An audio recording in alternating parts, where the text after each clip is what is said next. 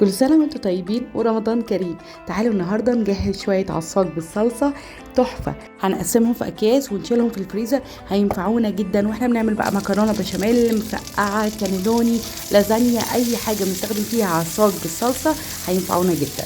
أول حاجة هنحط مكعب كبير من الزبدة، وهننزل ببصلتين كبار. أنا هجيب كيلو من اللحم المفروم ويكون فيه نسبة من الدسم، وهنحطه بعد ما البصل يدبل شوية، ونحاول كده ان احنا بالمعلقه نفرد كده اللحمه المفرومه علشان تكون مفلفله كده ومش لازقه في بعضيها. بعد كده هنجيب مكعبين من مرقه الفراخ بتاعه ماجي، انا هنا بتكلم على كيلو، اللي عايز يعمل اقل براحته، انا عشان بشيلهم لرمضان.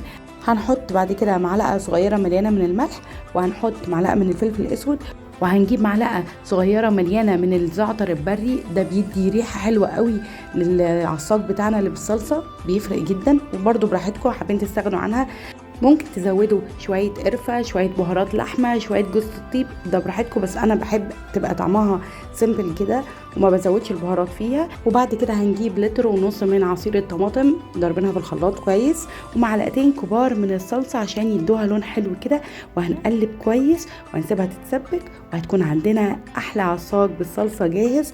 نقسمه بقى في اكياس ونشيله، مش هتستغنوا عنه طول رمضان. كل سنة وانتم طيبين.